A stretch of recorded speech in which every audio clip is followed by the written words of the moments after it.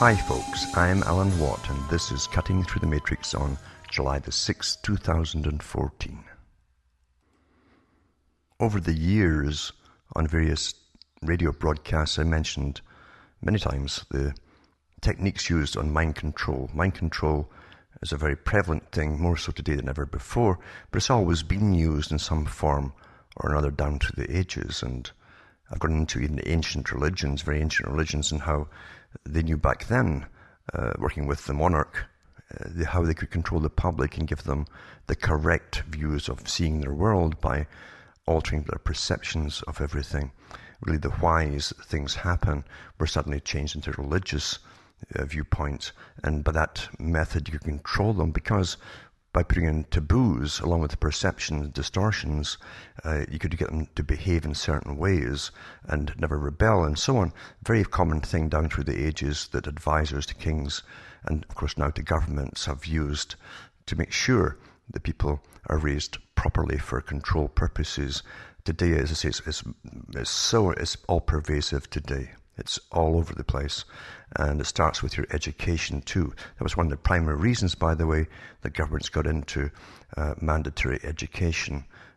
You can't get your subsequent propaganda to be instilled properly unless you get the basics instilled at early schooling. So it's all around us today. It's in movies, it's in novels. I've gone over this so many times, how novelists are even paid to insert the new updates, the politically correct ideas and beliefs and ways of looking at certain things in their novels. You get paid extra by the Department of Cultures, and every government has a Department of Culture run by the government. I've also talked about, even a few years ago, when voice to skull was used electronically in New York City. I read the article as it was printed a few years back, where they were installing these particular instruments on towers in New York, and they could, as people were passing by certain stores, they could beam into your head and you would hear it audibly. Go into the store and buy whatever it happens to be. That was supposedly a test at the time to see how the public would react. But remember too that nothing happens on that scale without government involvement, because everything is licensed, including anybody else coming in to put mind control over on the public has to be authorized by the government. So the government and the military-industrial complex would be involved in these experiments as well. They always have been, of course, naturally.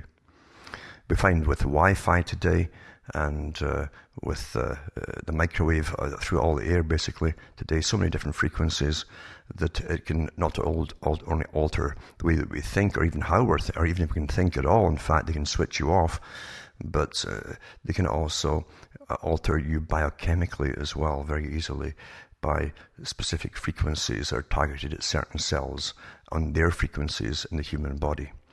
But people think that all this is happening today. Now, a great trick of media, and even all the so-called fad, the fad, whatever fad you're into, whether it's popular mechanics or popular engineering or whatever it happens to be, popular electronics, you think they're all out there to give you the latest, and that's how it's presented to you. Nothing is further from the truth. Whatever you're allowed to know was always done first for the military boys, the industrial complex boys, and what you've got afterwards is spin-offs.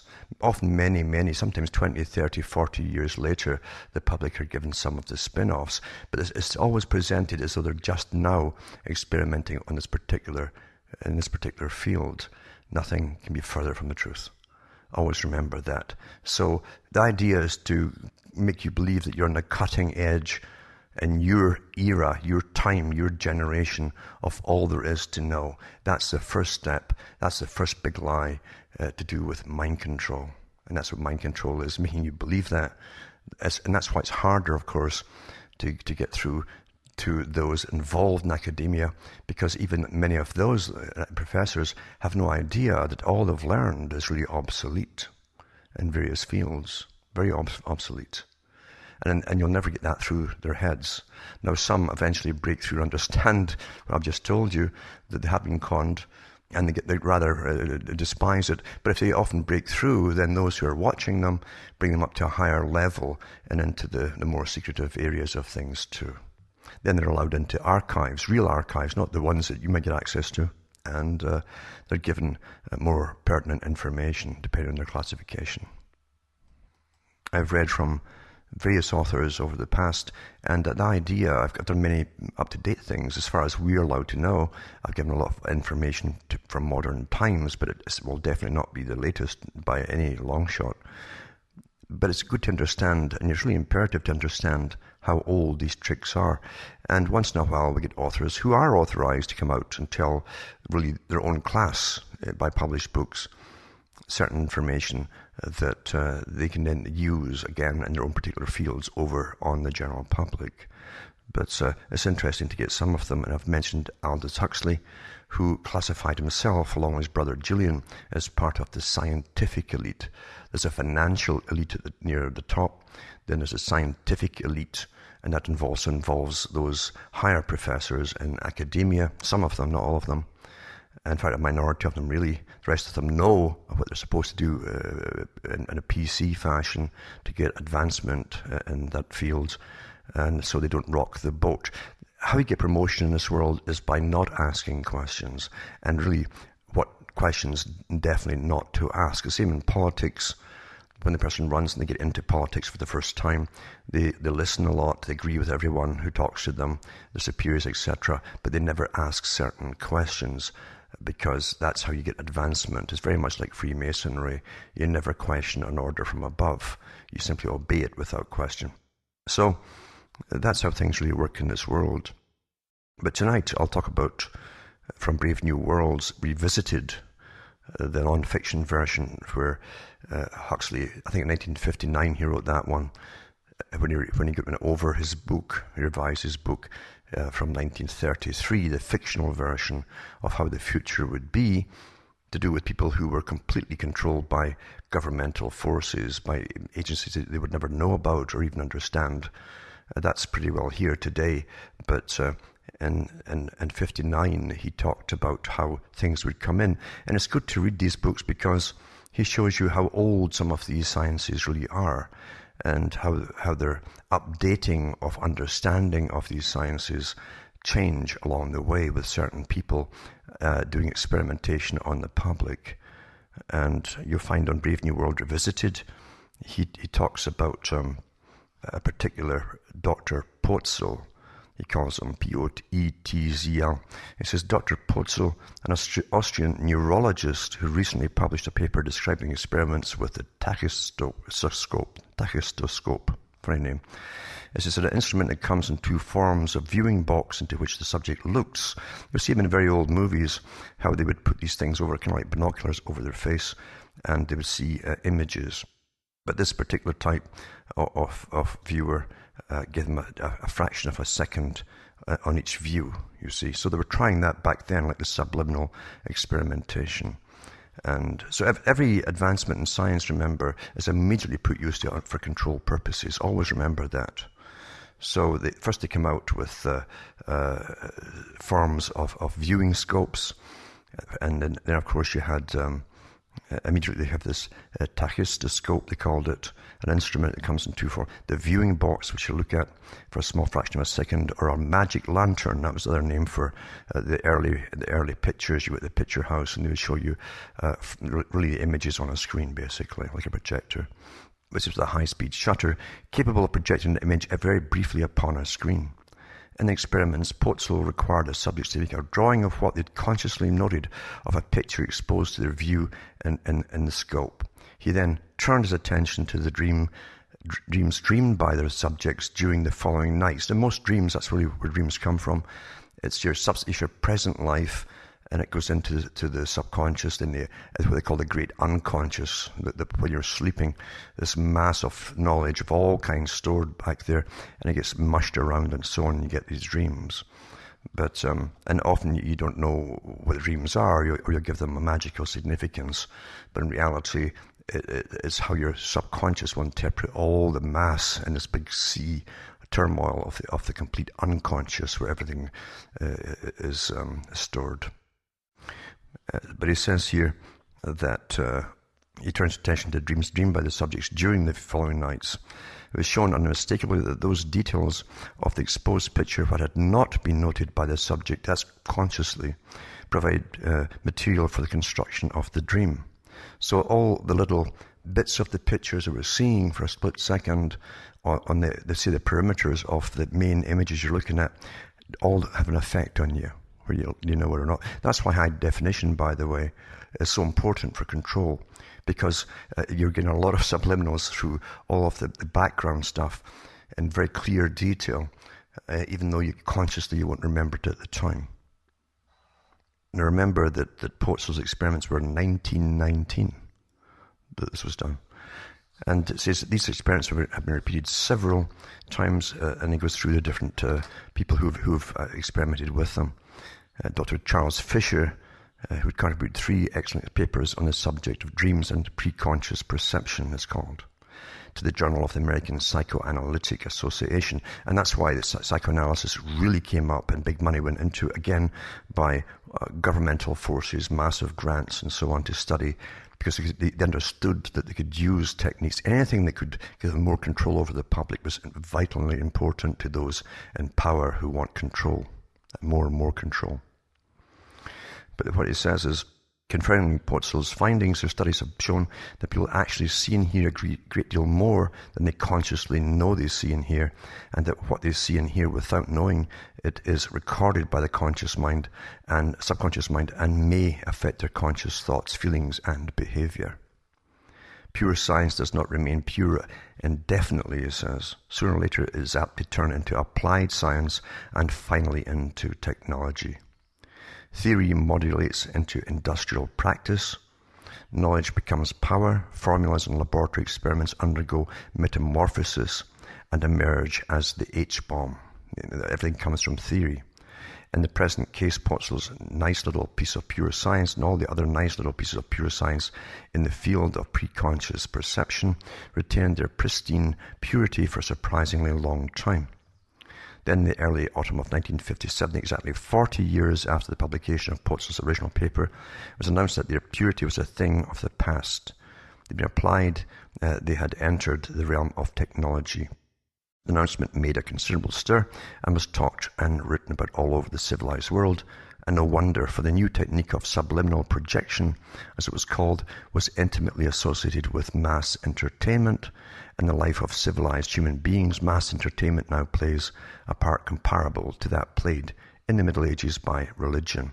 In the Middle Ages, religion put on, and in fact that was almost all the entertainment you could have, as traveling licensed troops went round village to village, town to town, and they were given a charter by the king or queen, and they would put on passion plays to make sure that religion was foremost, and all morality that spun off from the play was applied to the general public, and hopefully, and generally it worked, they would incorporate that behavior of the play into their own personal behavior and their morality, etc. That's why the more sex is pushed today, of course, it's incredible, it's everywhere, you can't watch anything without it. The more people emulate that, and affairs skyrocket and everything else does too, and marriages get dissolved. It's all done in a weaponized fashion. It's very perfect today. It's perfected. I've also gone into Edward Bernays in pretty good detail over the years, where he was given authority by governments, and he worked with many US presidents. He lived a very long life, and he was brought in all the time. He gave you the Consumer Society for Americans. He changed the habits of Americans, how they used their money, spent their money, what they just had to have. He told them what they just had to have, and he put the methods across which actually worked very well with them. Got women to smoke and even drink certain booze and all the rest of it. It was all done through the applied psychology, and you might call it behavioral psychology, and adding to it a lot of sex appeal, etc., etc. But he also used his methods to get people into World War I in the US. And it wasn't until about 15 years after the end of World War I that he and some others wrote a book. It came out that boasted of how they'd basically fooled the whole people into being pro-war, when before that they were all against having the war in the first place. Now Huxley goes into the age of television and movies and so on, It says, in such an age, the announcement that Pozzo's pure science had been applied in the form of a technique of subliminal projection could not fail to rouse the most intense interest amongst the world's mass entertainees. He also includes government too later on in the book. So for the new technique was aimed directly at them, and its purpose was to manipulate their minds without their being aware of what was being done to them. And that's so important. You're not aware what's being done to you, especially in entertainment. You see, that's why a lot of politically correct updates, just like a computer, put across to your brain in methods of entertainment, where your guard is down. It says here that by means of specially designed tachistoscopes, words or images were to be flashed for a millisecond or less upon the screens of television sets and motion picture theaters during and not before or after the program. And they put across things like drink Coca-Cola or light up the camel, out smoke, would be superimposed upon the lover's embrace, the tears of the broken-hearted mother, and the optic nerves of the viewers would record these secret messages. Their subconscious minds would respond to them, and in due course they would constantly feel a craving for soda pop and tobacco. And meanwhile, other secret messages would be whispered too softly or squeaked too shrilly for conscious hearing. You'll find that too, even if you study the old movies, for instance, there are a shrill sound that came across them. When the screaming was on and there was a lot of fast talking going on in a high-pitched vein, you think you're missing certain things, but you're not really. Other things are being flashed across in those particular times during those particular old movies when you study them. And then he goes on to say, in Britain, where the process of manipulating minds below the level of consciousness is known as strobonic injection, Britain's way ahead of other countries because, as I mentioned before, it was important to use religion to modify the behavior of the general public, which allows them to be manipulated and controlled. That's the purpose of it by the authorities. And religion worked together with the kings and queens, you see, who all wanted the same thing, which was power over the public and control and peace. That's still the same today. The governments definitely want more and more peace, but now they're trying to edge out religion. In Britain, that was solved, that problem, by merging the head of the Church of England with the monarch, who also was in control of government. That was the idea behind it. So Britain was way ahead of other countries for centuries. But anyway, it says, it's known as strobonic injection. Investigators have stressed the practical importance of creating the right psychological conditions for the subconscious persuasion. A suggestion above the threshold of awareness is more likely to take effect when the recipient is in a light hypnotic trance under the influence of certain drugs, or has been debilitated by illness, starvation, or any kind of physical or emotional stress. But what's true for suggestions above the threshold of consciousness is also true for suggestions beneath that threshold.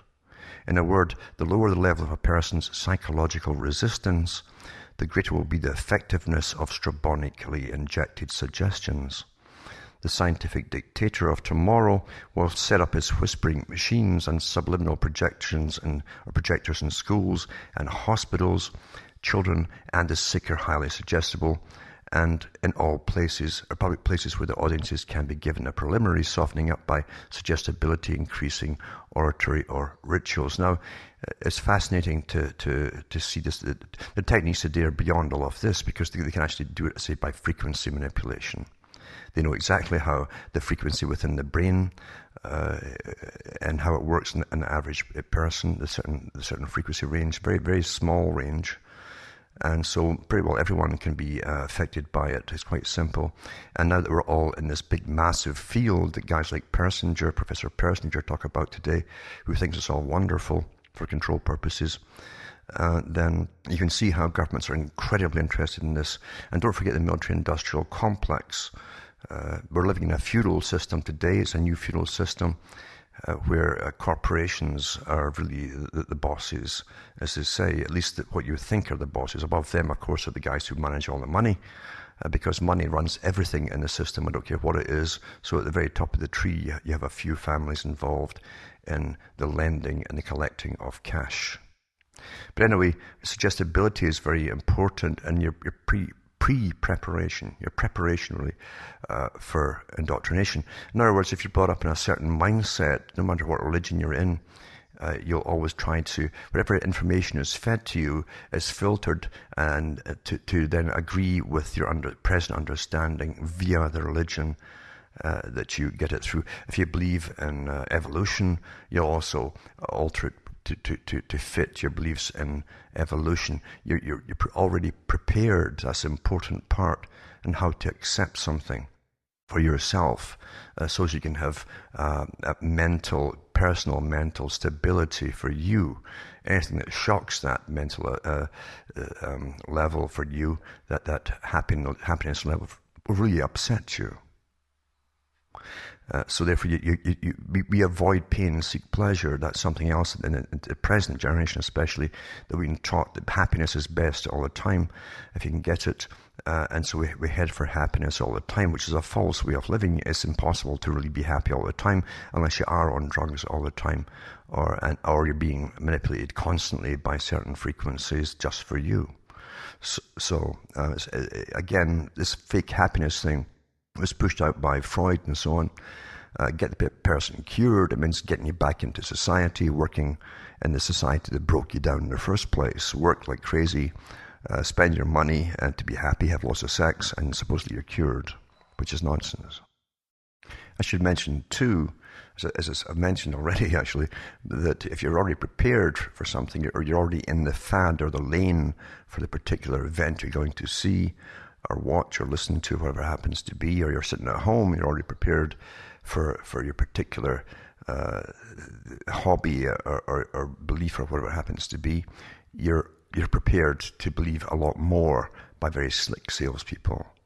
And you'll find that, especially in, say, the Protestant religions, where you're geared towards the belief, and if you want to make money and you're awfully good and an extrovert too, you can get yourself into televangelism, incredibly lucrative, especially in the US. The audience is already there for you. They're prepared for you. You learn all the buzzwords and the praise God and hallelujah, etc., etc. And you learn the body language, how to put body language across very successfully, like any performer, in fact, stage performer.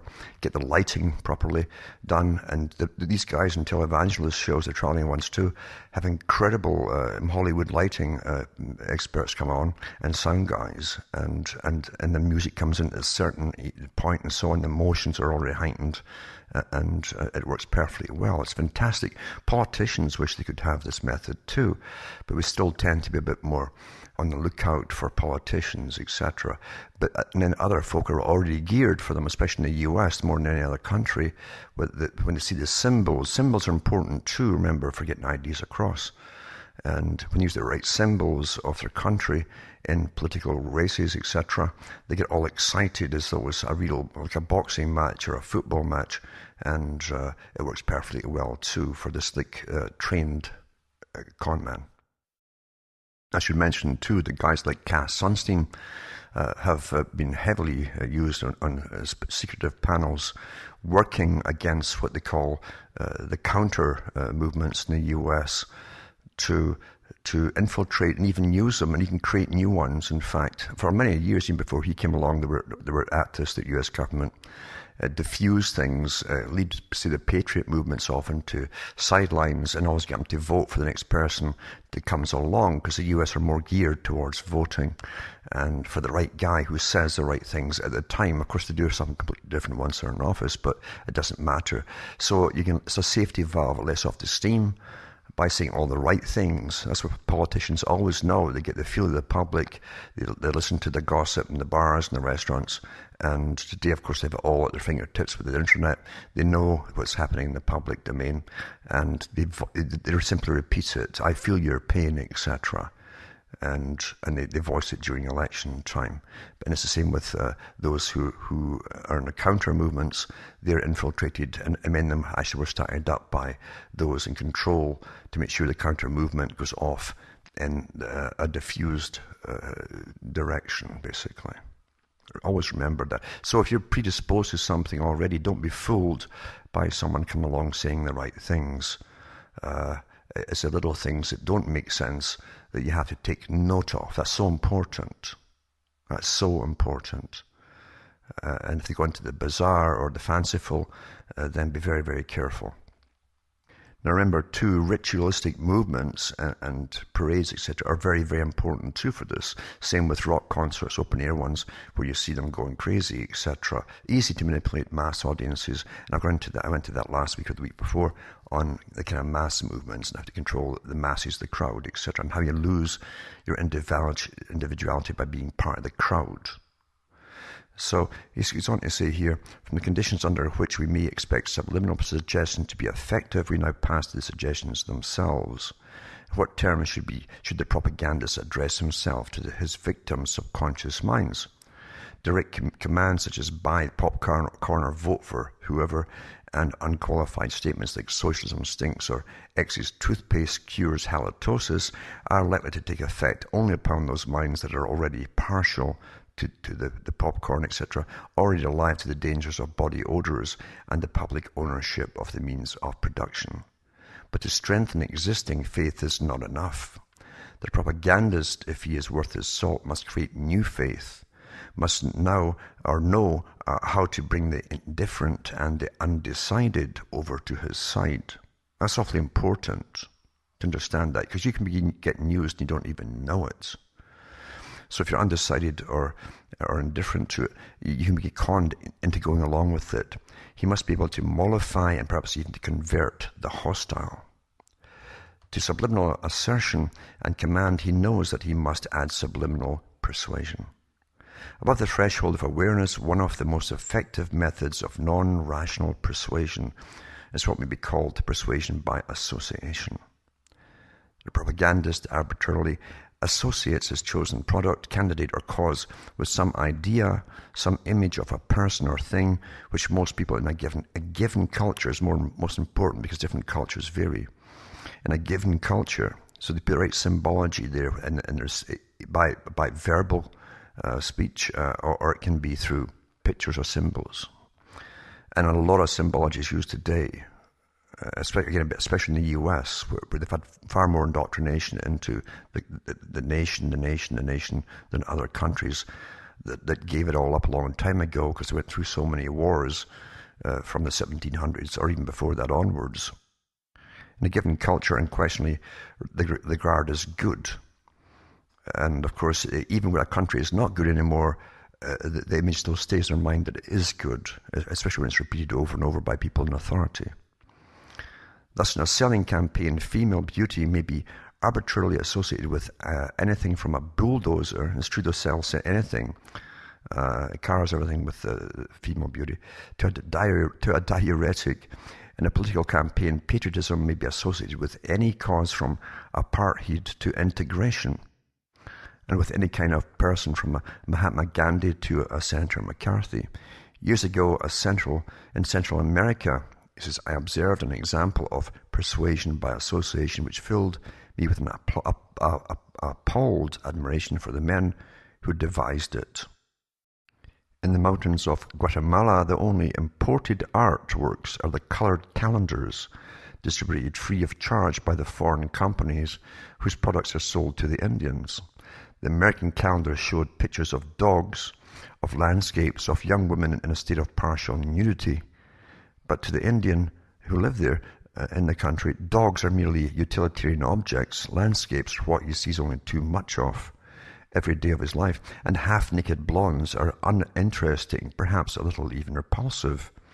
American calendars were, in a consequence, far less popular than German calendars, for the German advertisers had taken the trouble to find out what the Indians valued and were interested in. So I remember a particular one masterpiece of commercial propaganda. It was a calendar put out by a manufacturer of aspirin. At the bottom of the picture, one saw the familiar trademark on the familiar bottle of white tablets. Above it were no snow scenes or autumnal woods, no cocker or spaniels, or bosomy chorus girls. No, the wily Germans associate the pain relievers with a brightly coloured and extremely lifelike picture of the Holy Trinity, sitting on a cumulus cloud and surrounded by St. Joseph, the Virgin Mary, assorted saints, and a large number of angels. The miraculous virtues of acetylsalicylic acid were thus guaranteed. In the Indians' simple and deeply religious minds, by God the Father and the entire heavenly host.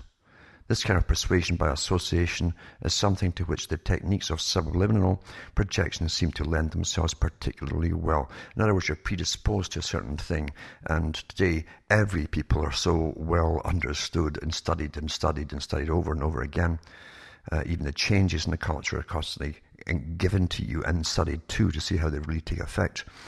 And so the advertisers who market for big corporations and products also work for governments to work on us all the time. And two, the military-industrial complex, as I say, are heavily involved in all of these areas. So it says here, in a series of experiments carried out at New York University under the auspices of the National Institution of Health, it was found that a person's feelings about some consciously seen image could be modified by associating it on the subconscious level with another image, or better still, with value-bearing words. Now, it's interesting that because today it's gone even further with neuroscience and neurolinguistics. We used to call it one time psycholingual techniques as well. You'll find that great hypnotists like Brown, I think it's Derek Brown in Britain, use these techniques too. If you watch how he works on his subjects, he spaces certain words, and they're always particular words, often highly symbolic words too. In other words, they create images in the mind. And he also, as he's saying certain things, use gestures of his body and his hands. You'll see Obama doing it too, because he was trained for his speeches and his techniques as well. With Obama, he'll say something in a measured pace. And he's a good reader. You see, all these politicians do today is read what their scriptwriters write for them, and they match it with the gestures. And so when he mentions certain other political rivals' names, he'll space it in a certain way, slightly turn with his arm, crooked, you might say, across his chest, and he'll do almost a karate chop movement with his hand.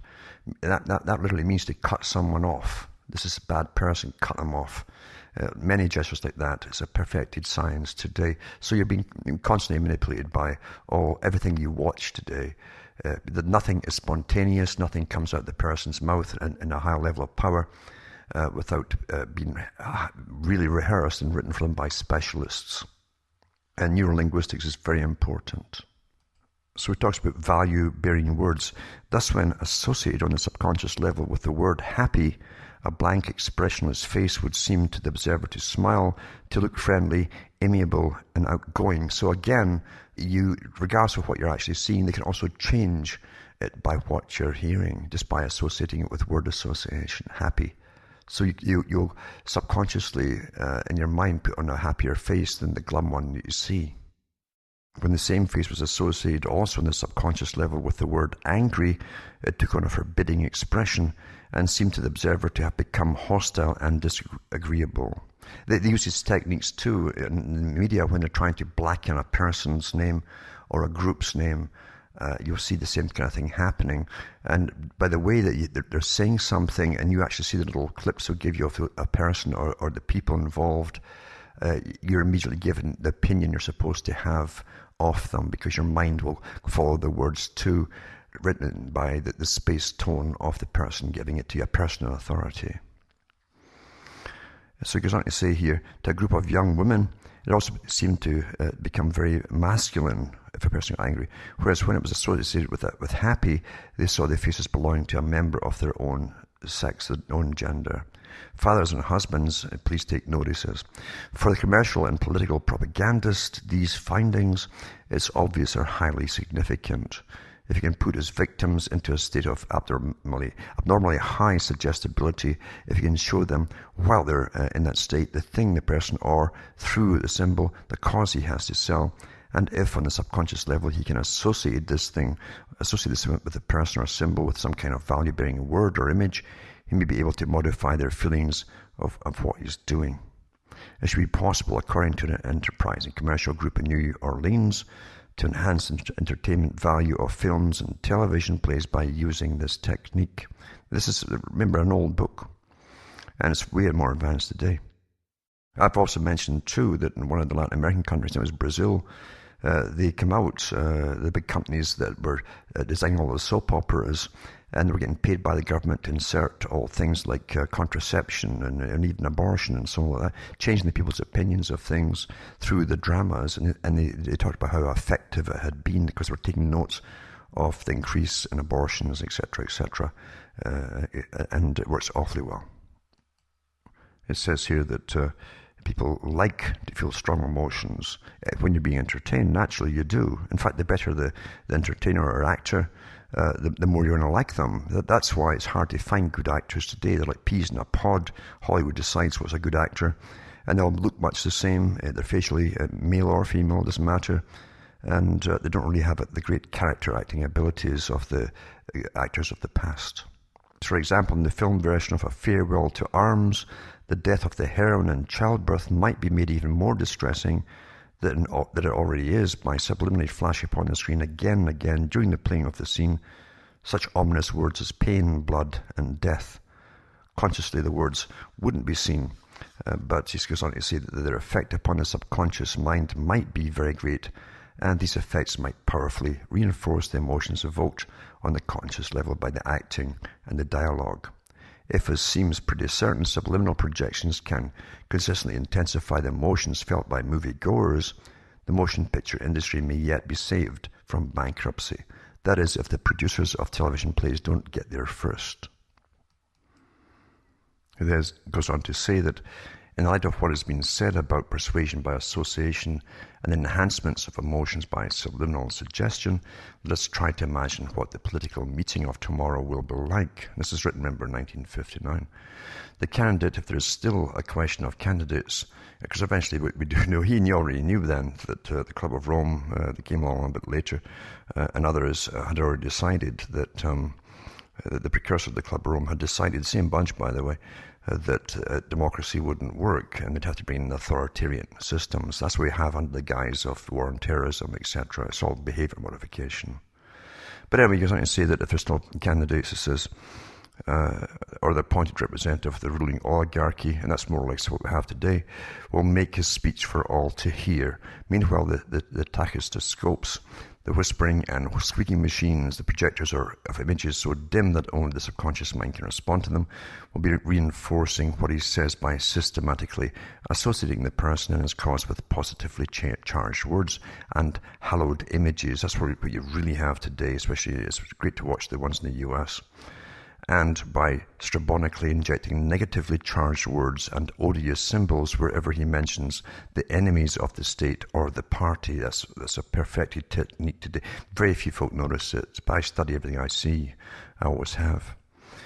This is in the United States, brief flashes of Abraham Lincoln, and it's true enough, government by the people. He says the words government by the people will be projected upon the rostrum. As long as you put the right symbols in there, it has the desired effect on the people that are already conditioned for it. Preconditioned. In Russia, the speaker will, of course, isn't it, during the Cold War, in Russia it would be associated with the glimpses of Lenin with the words people's democracy. Democracy was a fairly recent term, by the way, used by governments, especially by the US, a much more recent term, when it's supposed to be a republic. The people have forgotten all about it. But it's been merged with the ex-Soviet system to create the new system for the future. And that's, of course, what the Reece Commission came out with in the US, the commission that was ordered by the Congress to go into the foundations and why they were pushing all the far left movements inside and funding them inside the US and even organizing them and training them. And these big foundations, charitable foundations, the biggest ones, actually told the Reece Commission guys at the top, Norman Dodds was one of them, their orders came from the White House. And imagine, regardless of there was apparently in control of the White House, it was just went on, and their job was to merge that of the Soviet system with that of the US until basically it was seamless, and that's what's happened since then. Huxley knew this, of course. But it said, and it's interesting here, it says, because this is safe in the future, in 1959, we can afford to smile. 10 or 20 years from now, it will probably seem a good deal less amusing. For what's now merely science fiction will have become everyday political fact. It's way beyond all that too. Pottsville was one of the portents which, when writing Brave New World, I'd somehow overlooked. There's no reference in my fable to subliminal projection. It's a mistake of omission which, if I were to rewrite the book today, I should most certainly correct. And remember, too, that it's way beyond what he's telling you here, because the Pentagon even came out a few years ago, and I read it from their own papers, that they had different types of, they called it viruses, interesting term, because they could project certain, through the pixels and groups of pixels on the screen and colors and so on, they could actually affect the way that your brain will literally work. They could trigger certain chemicals to turn off or on and so on. And even said they could do such a thing as just by influencing the brain in this way, give you a heart attack if need be. It's quite fascinating stuff. And I really knew when the big push came on for high definition, and when governments ordered the companies to produce these high definition TV sets, that was part of it. It was a very important part for massive, more perfected control purposes. Everyone now is completely hypnotized by television, the ones who have these big screens with the high pixel rate and so on, high definition. Now Huxley he talks as well about hypnopedia. It was a big thing at one time. You still find a lot of partial quackery involved in hypnopedia, whereby listening to your tapes in your sleep, the idea was it could teach you anything. And of course, the great slick salesman could convince anyone they could cure anything during your sleep and make you learn anything, like foreign languages, everything, when you're absolutely asleep. Such techniques only work on certain people, need to a very minimal extent, actually. But now with electronic manipulation, even during your sleep, they can certainly work. And I mean direct to your skull, basically, inside your head. But back then, as I say, they hadn't got into that much at all, at least not openly. They had definitely gone into it, I should say, but they haven't done it openly at all. But it says here, in the Brave New World, in the fictional version, it says, no citizen belonging to the lower castes ever gave any trouble. Well, number one, they were specially bred, remember, genetically bred to be the IQ level for the particular job they had in mind. So those with the lower repetitive jobs were much lower down in the caste system and the intellect system. And they were given lots of entertainment regardless. But he said that why wouldn't they rebel? Because or cause trouble.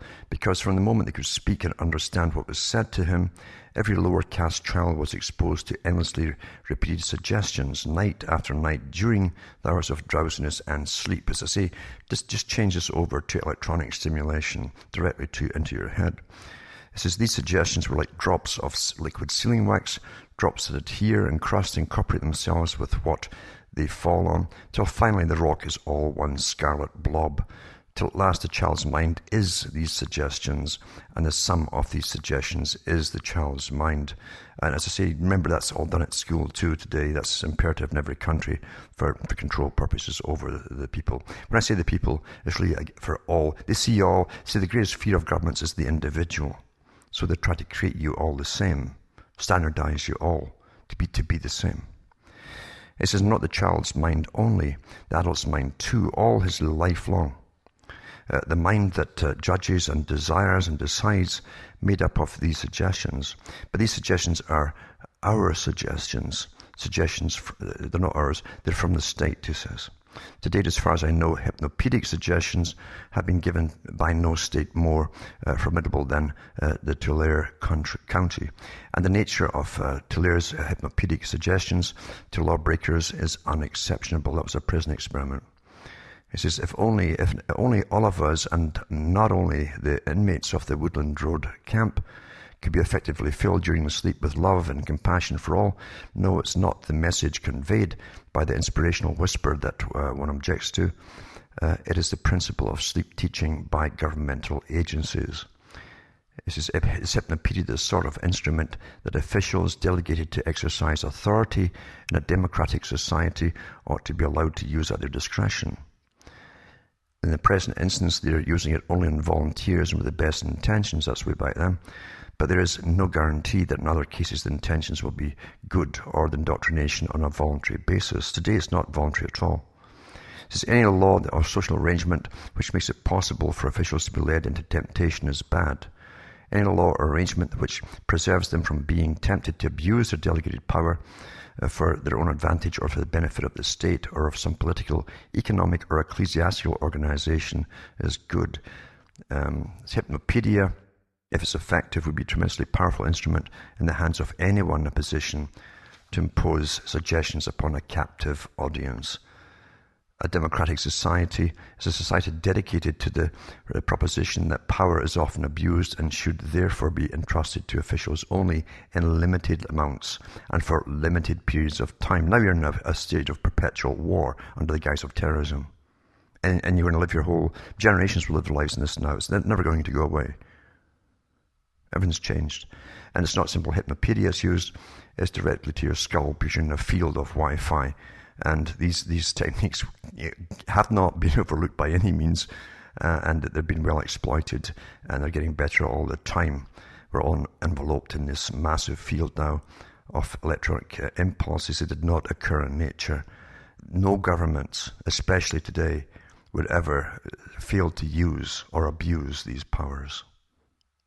Always remember that. So important to understand that part. And what's interesting too about what he was talking about back in 1959 is that in this context, an article by Theodore X. Barber called Sleep and Hypnosis, which appeared in the Journal of Clinical and Experimental Hypnosis for October 1956, is most enlightening. Mr. Barber points out there is a significant difference between light sleep and deep sleep. In deep sleep, the electroencephalograph records no alpha waves. In light sleep, alpha waves make their appearance. In this respect, light sleep is closer to the wakening and hypnotic states, in both of which alpha waves are present, than it is to deep sleep. A loud noise will cause a person in deep sleep to awaken. A less violent stimulus will not arouse him, but will cause the reappearance of alpha waves.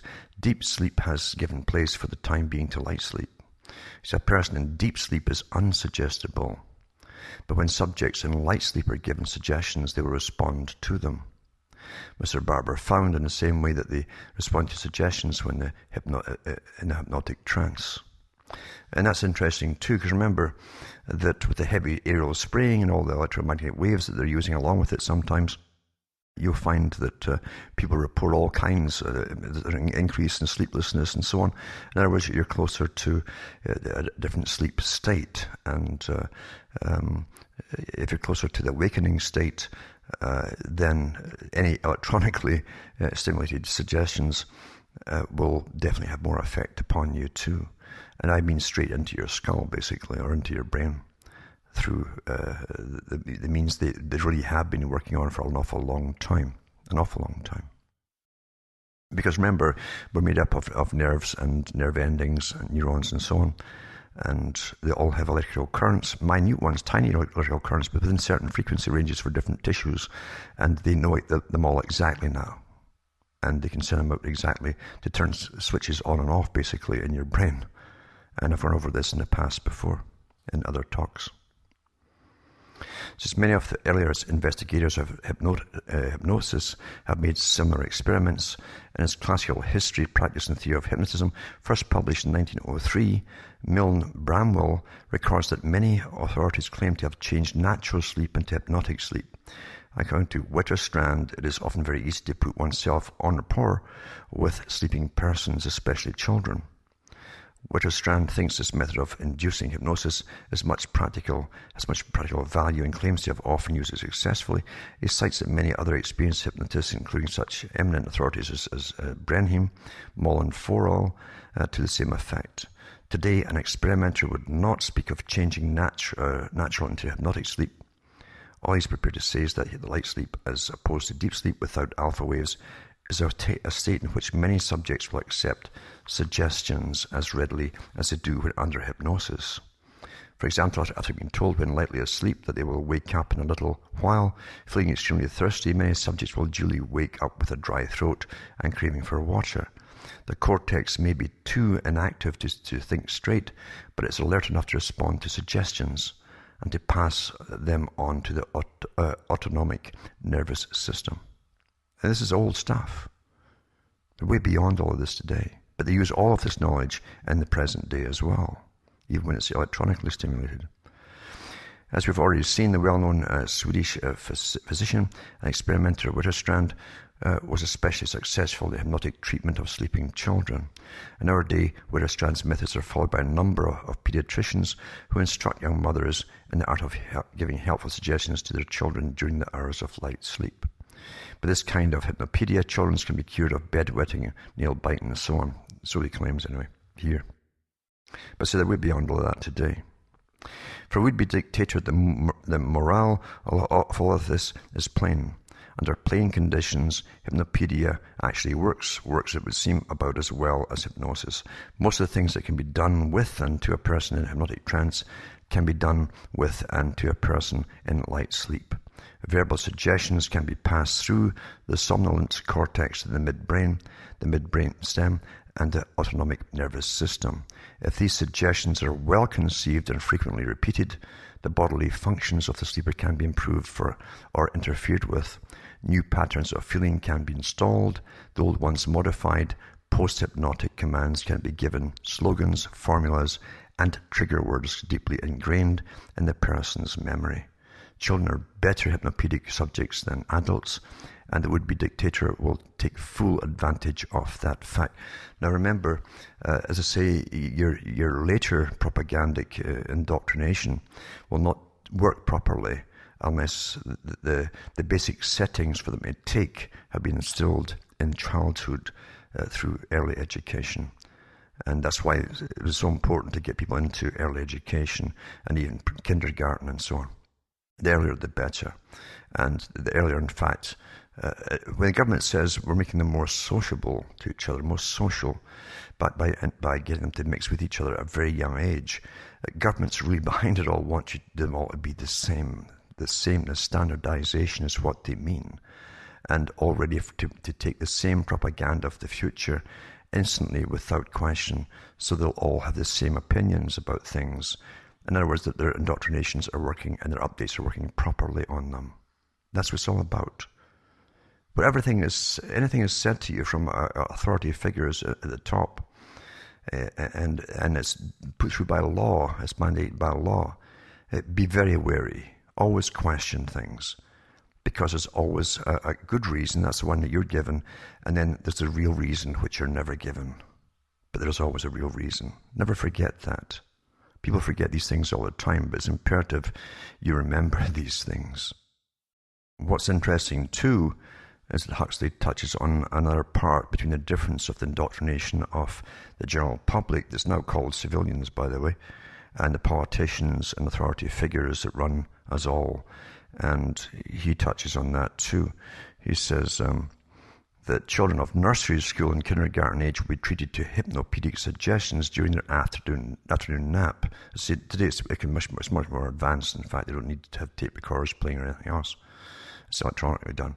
For older children, particularly the children of party members, the boys and girls who will grow up to be leaders, administrators and teachers, there will be boarding schools in which an excellent daytime education will be supplemented by nightly sleep teaching.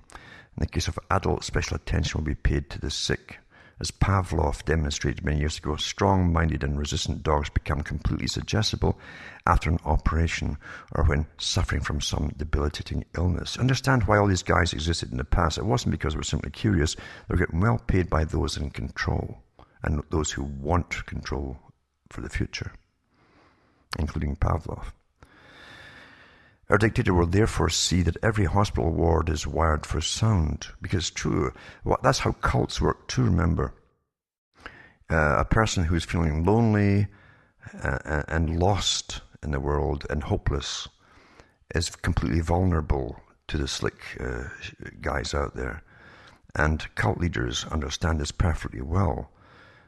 So no matter of the condition or how they're dressed or whatever it is, they get love bombed when they walk into one of these cults brought in, and everyone's right over them as though they're special. They're special. and they feel that for the first time they're wanted by people and needed and loved by everybody. Complete love bombing. But then comes the rules, and they go along with them because they're getting a benefit from the love bombing, acceptance, and the rules state that you get very little sleep, or you get up very early in the morning, and you work hard during the day and so on, and only a certain amount of caloric intake to get you weak. So the suggestions take more powerful control over you much more easily. And it's very hard to break away afterwards. These things are perfectly well understood by all government authorities at the top, the specialists who work for them. Now that's all I have time for today, unfortunately. I'm putting in my well pump right now. Time's against me, the weather's against me, and finances are always against me, actually. But I should remind you too, before I go off, that it's good if you can donate once in a while to me too, more regularly if possible, because it doesn't matter how much, because it helps to help me tick over. I don't sell advertising. I don't have shares in all the products that are going to cure you or make you live forever, or stop you from getting irradiated to death, or whatever it happens to be. I'm not into the slickster chronology, as I call it. I simply give you information. And many folk have used this, many hosts use this information too. Other ones put it into their books form as well, and I get nothing back from them either. But anyway, it's good if you can help me out too, because I'm trying to help you out. And if nothing else, another generation to take over and carry this kind of light forward as we get increasingly dark, because that's what's happening today. We're going to a darkened age of total control, and it's so perfected that the public think they're free. Even when they're losing rights all the time, they think it's free. And they accept every part of the slavery by the benefits they see them getting from it. They accept being tracked and traced everywhere with their cell phones because of the fun they can have on the phone. It's rather sad, isn't it? Who would have thought a long time ago that they'd give up everything, including something that people had rebelled and fought and had revolutions for in the past, for freedom, personal freedom and safety and security, which was independence from authorities, and they're giving it all back again so easily through entertainment and fun. It's so convenient, isn't it? So if you can help me out financially, I'd really appreciate it, because things cost a lot here. I've got all these sites up, and I pay for the big satellite feed. It's more expensive than cable, way more expensive. And I know for a fact, through the emails, etc., that people all over the planet are happy with the information I'm putting out and using the information too. So it'd be good to get some kind of reward back to help me take along and at least eat a bit better than I already am. So thanks for listening in. And from Hamish myself, Hamish, remember, is my dog in Ontario, Canada. It's good night to me. Your God or your gods go with you.